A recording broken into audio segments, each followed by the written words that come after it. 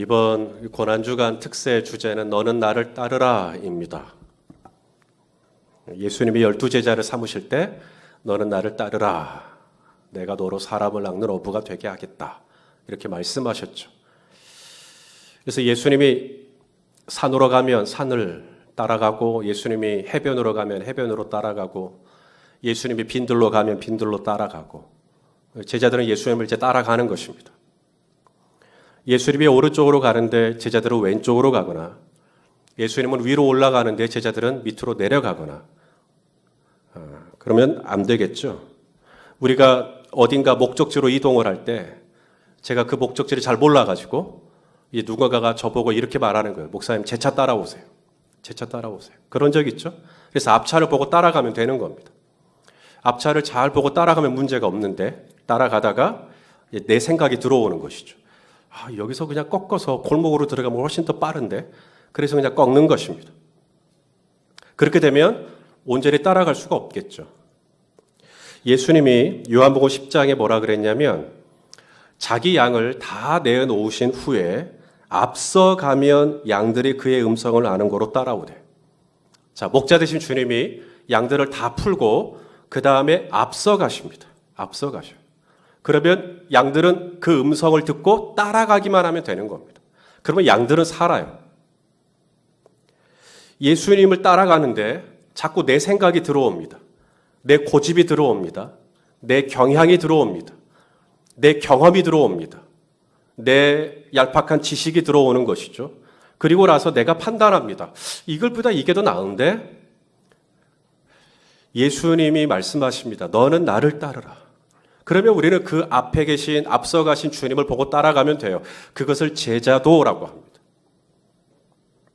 오늘 본문에서 우리는 다투는 제자들을 보게 됩니다. 오늘 본문이 시작되는 24절 다시 한번 읽어보겠습니다. 시작. 또 그들 사이에 그중 누가 크냐 하는 다툼이 난지라. 또라고 시작합니다. 그러니까 오늘 본문에 나오는 누가 크냐라고 하는 이 다툼이 이번에만 처음 있었던 다툼이 아니라는 거죠. 마태복음에도 예수님이 제자들에게 누가 큰지 누가 낮은지를 설명하는 대목이 3번 나옵니다. 좋게 2번 이상은 아마 이와 같은 주제를 가지고 첨예하게 다툼을 했던 것 같습니다. 오늘 본문도 마찬가지입니다. 다시 한번 제자들은 누가 크냐, 우리 중에 누가 크냐라고 하는 주제를 놓고 다투고 있어요.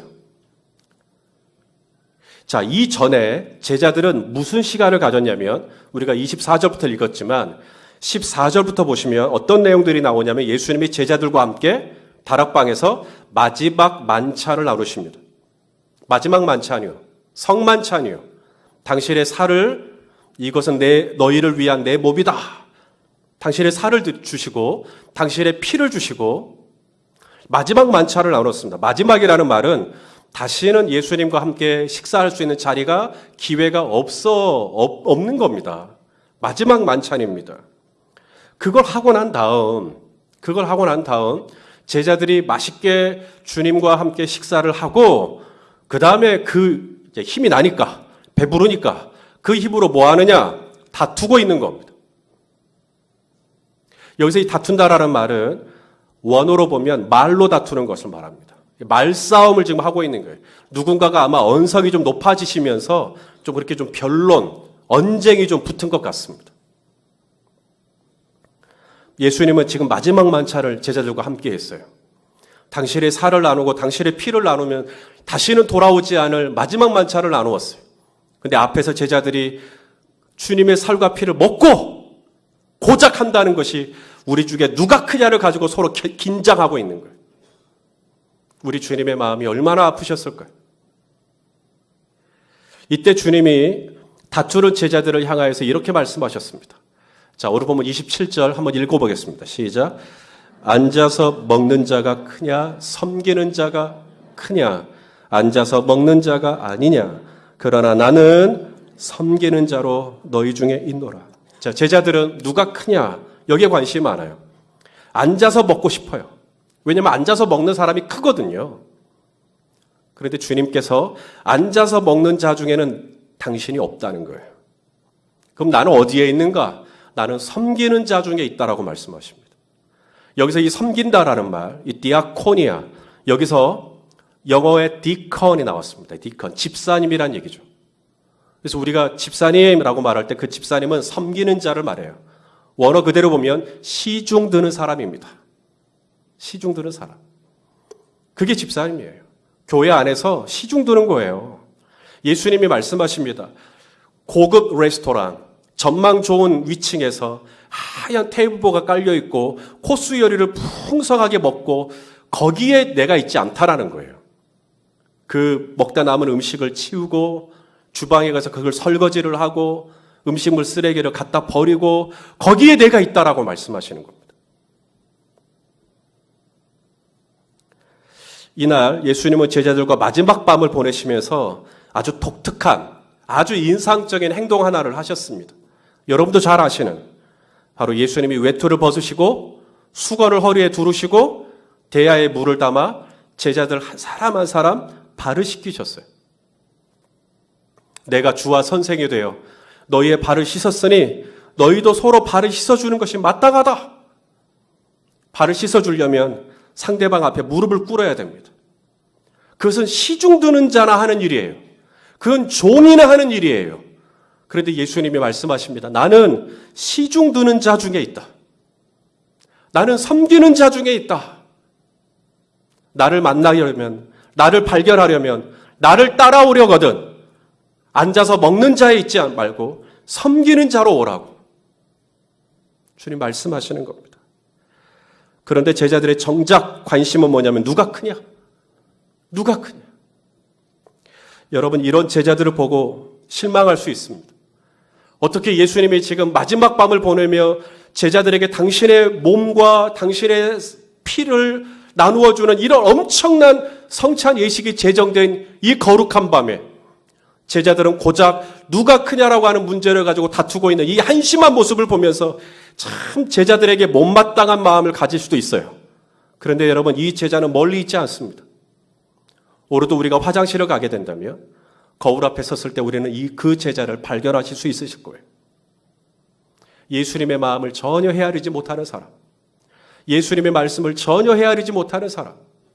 지금 이 제자들은 예수님과 함께 있은 지 일주일밖에 되지 않은 사람들이 아니에요. 이들은 3년이나 같이 있었어요.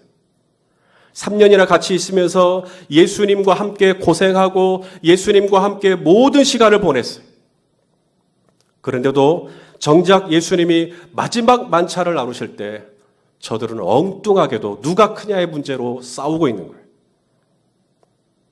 제자들은 왜 이런 주제를 가지고 툭하면 논쟁을 했을까요? 한두 번이 아니고 툭하면 누가 크냐를 가지고 이렇게 서로 갈등하는, 왜 그랬을까요? 이유가 있습니다. 제자들이 왜 그렇게 이 문제를 가지고 갈등하냐면 예수님에 대해서 완벽하게 오해했기 때문에 그래요. 예수님을 완전히 오해했습니다. 베드로에게 너는 나를 누구라 하느냐? 베드로가 그러죠. 주는 그리스도시요 살아계신 하나님의 아들이십니다. 여기 그리스도라는 말, 헬라어로 크리스토스, 그리스도, 이게 히브리어로 구약의 언어로는 메시아라는 뜻이에요. 메사이아. 왕이란 얘기입니다. 왕. 주는 왕이십니다. 주는 왕이십니다. 예수님이 베드로의 대답을 기뻐하셨어요. 왜냐하면 맞았거든요. 정답이거든요. 주님은 왕이세요. 빌라도가 신문할 때 다른 말은 침묵해서도 네가 왕이냐? 그렇다라고 대답하셨어요. 예수님은 왕으로 우리에게 오셨어요. 그런데 정답은 맞았지만 정답을 이해하는 내용은 완전히 틀렸습니다.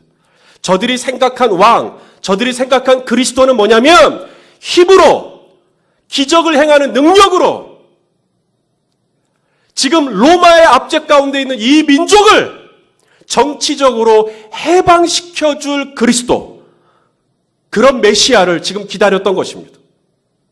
그래서 예수님이 죽은 나사로를, 나흘이나 된 나사로를 살려냈을 때 사람들은 손에 종려가지를 들고 호산나 호산나 했던 거예요. 저들이 진정 주님이 이 땅에 오셔서 우리에게 주고자 원하시는 나라가 바로 하나님의 나라, 하나님의 왕국이라는 사실을 전혀 알지 못한 채 저들은 그저 지금 고난받고 있고 핍박받고 있고 압제당하고 있는 이 현실로부터, 이 암울한 시간으로부터, 이 답답한 시간으로부터 나를 풀어주시고 나를 해방시켜줄 정치적인 메시아를 기대하며 그래서 주님이 오늘 이제 이게 마지막 밤이다라고 말했을 때 제자들은 어디로 생각이 가 있냐면, 야, 이제 마지막 밤이니까 내일이면 주님이 로마 군사를 다 엎어버리고 이 민족을 해방시키고 모든 사람들이 추종하는 예수님이 임금님이 되시고, 그러면 나는 예수님 우편에서 좌편에서 한 자리 하고 살아야 되겠다. 그러면 주님이 그렇게 이스라엘을 회복하는 그날 나는 어떤 자리에 있겠느냐, 이것 갖고 다툰 겁니다. 제자들의 이 오해와 무지는 예수님이 부활하셔서 승천하시기 직전까지도 그 오해를 가지고 있어요. 사도행전 1장 예수님이 승천하시기 직전 제자들이 마지막으로 한 번 더 묻습니다. 이스라엘을 이때 회복하실랍니까? 아직까지도 예수님을 정치적인 그리스도로만 이해하고 있는 이 답답한 제자들.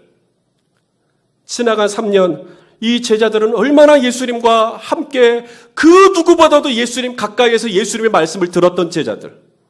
새벽에도 아침에도 낮에도 오후에도 제자들에게 예수님은 얼마나 많은 말씀으로 하나님의 나라를 가르쳤을지언데 제자들은 3년이 지나도록 마치 쇠기의 경이기를 했었던 걸까요? 전혀 그걸 이해 못하고 주님이 마지막 만찬을 나누는 이 저녁까지도 저들은 누가 크냐? 누가 좋은 자리에 앉을 거냐? 오늘 본문 28절에 모든 시험 중에 항상 나와 함께 있었다 라고 주님 말씀하시죠. 그래요. 제자들은 예수님과 함께 모든 시험 중에 함께 했어요. 예수님하고 함께 다니는 것이 마냥 좋은 건 아니었거든요. 때로는 돌에 맞아 죽을 뻔도 하고, 배를 타고 가다가 풍랑을 만나 빠져 죽을 뻔도 하고, 그렇게 고생하면서 예수님 옆에서 말씀 들으면서 그렇게 살았으면 이제는 제법 예수님이 마지막 만찬을 나누시는 이 뜻을 좀 이해하고 정말 더 겸손하게 그렇게 하면 참 좋겠는데, 이 제자들은 이 마지막 밤까지도 누가 크냐라는 문제를 가지고 또 다투고 있는. 근데 여러분, 바로 이런 제자들의 발을 예수님이 씻어주셔요. 바로 이렇게 당신의 마음을 전혀 몰라주는 제자들을 예수님이 섬겨주셔요. 그리고 우리에게 뭐라고 말씀하시는지 아세요? 너는 나를 따르라고 말씀하시는 겁니다. 어디로? 앉아서 먹는 자리가 아닙니다. 내 마음을 다 알아주고 내 마음을 이해해주고 늘 내 편 대어주고 내 이야기 다 들어주고, 이런 사람 섬기는 거야. 뭐가 어렵겠어요? 뭐가 귀찮겠어요? 나하고 너무 마음이 잘 맞는데. 근데 지금 이 제자들 3년 동안 얘기해서도 못 알아듣는, 전혀 내 마음을 헤아리지 못하는, 지금 이 마지막 만찬을 나누는 이 진지한 시간까지도 까불고 있는, 다투고 있는, 싸우고 있는, 주님의 마음을 너무나 아프게 하고 있는 여러분, 이런 사람들에게 무릎을 꿇고 발을 씻어주는 그 자리로 저와 여러분에게 오라고 말씀하시는 거예요. 쉽지 않죠. 쉽지 않죠. 아무든지 나를 따라오려거든 자기를 부인하고 날마다 자기 십자가를 지고 쫓을 거라고 말씀하십니다. 자, 주님이 우리에게 너는 나를 따르라 말씀하시는 두 번째 자리가 있어요. 이제는 베드로 이야기를 좀 보려고 합니다. 예수님이 베드로의 이름을 부르시죠. 시몬아, 시몬아. 아주 다급하게 뭔가 중요한 말씀을 하시려는 것 같아요. 자, 우리 31절 다 같이 한번 읽어보겠습니다. 시작. 시몬아, 시몬아, 보라 사탄이 너희를 밀가부르듯 하려고 요구하였으나. 밀가부르다. 이게 뭐냐면 이게 키지를 의미하는 겁니다. 원어로 키즈. 여러분, 이게 키즈를 혹시 해보신 분이 이 자리에 계실지도 모르겠어요. 아니면 적어도 봤든지. 키즈를 이렇게 하면 이제 알곡은 키 안에 남죠. 무거우니까. 반면에 쭉정이는 어떻게 됩니까? 바람에 다 날아가 버립니다. 이 알곡과 쭉정이는 겉보기에는 구분할 수가 거의 어렵습니다. 하지만 키즈를 해보면 이 알곡 안에는 말 그대로 알곡이 있어요. 그래서 무거워요. 그래서 밑으로 내려앉습니다. 근데 쭉정이는 겉모습만 있어요.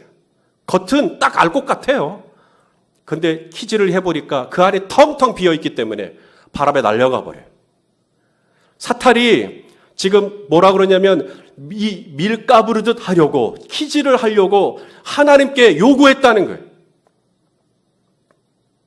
지난 시간에도 말씀드렸지만 사탄은 전지전능하지 않아요. 사탄은 자기 마음대로 활동할 수 있는 분이 아닙니다. 분이래 내가. 타타는 마음껏 활동할 수 있는 그런 존재가 아닙니다. 하나님께서 허락하셔야만 하나님의 허락하시는 범위 안에서만 움직이거든요. 근데 사탄이 뭐라고 청구를 했냐면 제가 이번 기회에 제자들을 한번 퀴즈를 한번 해보겠습니다. 제가 베드로를 퀴즈를 한번 해보겠습니다. 그걸 하나님이 허용하셨다는 거예요. 조심하라는 이야기죠. 깨어있으라는 거예요. 정신 바짝 차리고 있으라는 얘기입니다. 자, 이런 말씀을 듣고 베드로가 뭐라고 대답하는가? 33절. 자, 33절 또 읽겠습니다. 시작. 그가 말하되 주여 내가 주와 함께 오게도 죽는데도 가기를 각오하였나이다. 베드로가 왜 넘어졌냐고요? 자기 자신을 너무 믿고 있잖아요. 나는 절대 주님을 모른다고 부인하지 않을 것이고 나는 주님과 함께 오게도 갈 것이고 나는 주님을 위하여 죽기도 할 것이고 자기 자신을 너무 믿고 있어요. 믿으려거든 내 주먹을 믿으라. 뭐 그런 사람들이 있어요. 내 주먹이 그렇게 믿을 만해요? 내 주먹은 항상 나를 지켜줘요? 이 주먹은 한 번도 실수 안 해요? 이 주먹은 한계가 없습니까? 예수님이 말씀하시죠. 34절에 닭 울기 전에 네가 3번 나를 모른다고 부인하리라. 자, 예수님이 이 말씀을 왜 하셨을까요? 첫째는 베드로에게 정신 바짝 차리라는 거예요. 그러니까. 그리고 두 번째 이유가 있습니다. 바로 베드로에게 네가 나를 모른다고 3번 부인할 건데 내가 이것을 미리 예고한 것처럼 너는 부인할 건데 부인했을 때 넘어졌을 때 오늘 내가 이미 너한테 이 말을 했던 걸 기억하고 다시 돌이키라고 다시 회복하라고 지금 그 의도입니다. 자, 우리 32절. 저는 이게 복음 같아요. 우리 32절을 같이 한번 읽겠습니다. 시작. 그러나 내가 너를 위하여 내 믿음이 떨어지지 않기를 기도하였노니 너는 돌이킨 후에 내 형제를 굳게 하라. 자, 이번 특세 주제는 너는 나를 따르라입니다. 내가 주님을 따라서 어디까지 가야 되나? 첫째는 주님이 말씀하셨죠. 나는 섬기는 자 중에 있다고. 그러면 우리는 그 자리로 가야죠. 시중 드는 자리, 발을 씻어주는 자리, 정말 말도 안 되는 답답하기 그지없는 내 마음을 전혀 몰라주는 대상이지만 그럼에도 그 사람을 위하여 기꺼이 디아코니아 할 수 있는 자리로 주님이 우리를 부르십니다. 또 하나의 자리가 있어요. 바로 베드로를 위하여 기도했던 바로 이 자리. 어제까지만 해도 내가 주를 위하여 오게도 가겠다고, 내가 주를 위하여 죽는데도 가겠다고 큰 소리 뻥 쳐놓고 몇 시간째 지나지 않아 닭 울기 전에 그 말을 번복합니다. 없던 것처럼 뒤엎어버립니다. 그리고는 말합니다. 나는 그 사람 모른다. 어제 말과 오늘 말이 다른 이런 분을 위하여 여러분 기도하실 수 있으시겠어요?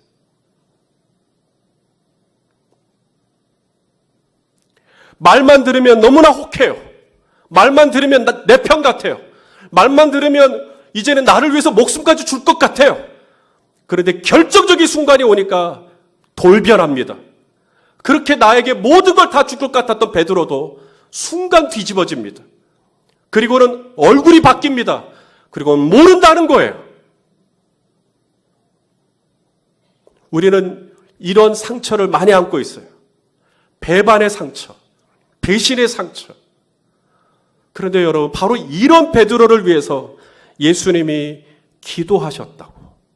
내가 너의 믿음이 떨어지지 않기를 위하여 기도하셨다고. 오늘 주님이 우리를 부르시는 자리가 바로 이 자리입니다. 그들을 위하여 기도해 줄 수 있겠냐고. 그렇게 연약한 지체들을 위하여 기도해 줄 수 있겠냐고. 지금 우리를 부르시고 계시는 겁니다. 자, 성도 여러분, 이런 제자들에게 과연 무슨 일을 맡길 수 있을까요? 방금 전에 세족식을 하고 성만찬을 나누고 그런 거룩한 시간을 지나고도 또 누가 크냐고 다투고 있는 이 연약하게 그지없는 제자들을 오늘은 분명히 내가 죽는데도 가겠다라고 해놓고 내일은 나는 모른다고 부인해버리는 이렇게 믿지 못할 제자들에게 우리가 무슨 사역을 맡길 수 있겠어요? 놀라운 건 예수님은 맡기십니다. 자, 29절 우리 한번 읽어보겠습니다. 시작. 내 아버지께서 나라를 내게 맡기신 것 같이 나도 너희에게 맡겨. 이게 디에데토라고 하는 단어입니다. 이건 뭐냐면 이게 잠깐 뭘 빌려줬다가 나중에 다시 가지고 오는 그런 맡김이 아닙니다. 여기서 이 맡겼다라는 말은 그냥 아예 열쇠를 줘버린 겁니다. 그냥 가져라 라고. 다시는 번복하지 않겠다는 거예요. 그게 디에데토입니다. 내가 너희에게 그렇게 맡기겠다는 거예요. 여러분 얼마나 불안합니까? 얼마나 아슬아슬합니까? 여전히 3년 동안 예수님과 함께 있었으면서도 예수님에 대해서 정확히 알지 못하고 오해하고 있고 예수님의 마음을 헤아리지 못하는 이 무지한 제자들에게 어떻게 맡겨요? 오늘은 주를 위하여 오게도 가겠다 해놓고 내일은 모른다고 말할 수 있는 이 제자들에게 어떻게 맡깁니까? 그런데 주님이 말씀하십니다. 나는 맡기겠다는 거예요. 맡겼다가 나중에 다시 수고하는 게 아니라 맡겨버리겠다는 거예요. 아예 주겠다는 거예요. 32절에 보니까 베드로에게도 그렇게 말하죠. 너는 돌이킨 후에 누구를? 내 형제를, 교회를 굳게 하라. 베드로에게 주신 사명이 뭐예요? 내가 이 반석 위에 내 교회를 세우겠다는 거예요. 내 양을 먹이라는 거예요. 내 형제를 굳게 하라는 거예요. 아니, 베드로가 누굽니까? 예수님을 위하여 그렇게 큰 소리 빵 쳐놓고 바로 다음날 새벽딱 울기도 전에 예수님 모른다고 3번이나 부인했던 이 사람. 그들에게 어떻게 교회를 맡겨요? 앞다르고 뒤따른 그들에게 어떻게 사역을 맡겨요? 오늘은 그렇게 하겠다 해놓고 내일은 전혀 움직이지 않는 그들에게 어떻게 다시 한번 맡깁니까? 그런데 주님은 그 베드로에게 맡기고 있죠. 내 형제를 굳게 하라고. 이 교회를 세워주라고. 내 어린 양을 먹여주라고 맡기고 있습니다. 한 가지 더 놀라운 소식이 하나 있는데 이 맡겨라는 말, 디에데토, 이 단어 안에 그런 뜻이 있어요. 우리 하나님께서 예수님에게 나라를 맡기신 것 같이 나도 너희에게 맡기겠다. 자, 하나님이 예수님에게 하나님의 나라를 어떻게 맡기셨냐면 예수님을 이 땅에 보내시고 예수님 혼자서 막 지내신 게 아니라 하늘이 열리고 성령이 임하십니다. 그리고 때마다 일마다 예수님이 기도하실 때 천사들이 나타나 예수님을 돕습니다. 사도행전 10장에 보면 성령과 능력을 기름 부어서 예수님으로 하여금 선한 일을 할 수 있는 병든 자를 고치고 귀신 들린 자를 치유하는 묶인 자를 자유케 하는 이런 엄청난 하나님의 나라가 임하는 사역을 감당할 수 있도록 하나님 아버지께서 예수님에게 필요할 때마다 은혜를 공급해 주셨듯이 주님이 우리에게 맡겨라고 말할 때 그 맡겨 안에는 이제 너에게 이 교회를 위임했으니까 이제 이 교회는 네 마음대로 해라라는 뜻이 절대 아니고 주님이 우리에게 어떤 사역을 맡기고 주님이 우리에게 어떤 사명을 주실 때는 그 일을 수행할 수 있는 성령과 능력과 은혜와 천사의 도움까지 우리에게 넉넉히 공급해 줌으로 말미암아 하나님이 우리에게 맡긴 가정, 하나님이 우리에게 맡긴 이 교회, 하나님이 나에게 맡기신 이 사역들을 넉넉히 감당할 수 있도록 도와주겠다라고 하는 약속이 이 안에 포함되어 있는 겁니다. 그러므로 우리가 어떻게 주님을 온전히 따라갈 수 있겠어요? 그 섬기는 자리, 그 기도하는 자리, 우리 힘으로는 못합니다. 배가 아파서 못해요. 어떻게 이 답답한 제자들의 발을 시키며 이렇게 말도 안 되는 베드로의 발을 시킵니까? 그런데 주님이 은혜 주시면, 주님이 우리에게 은혜 주시면 우리도 섬기는 자 자리에, 형제를 위하여 믿음이 떨어지지 않도록 기도하는 자리에 저와 여러분도 그곳에 있을 수 있도록 주님께서 붙들어 주실 줄로 믿습니다. 이 주님의 은혜를 의지하고 주님을 잘 따라 앞서 가시는 주님을 잘 따라가는 저와 여러분 다 되실 수 있기를 예수님의 이름으로 축원합니다. 자, 옆에 있는 분에게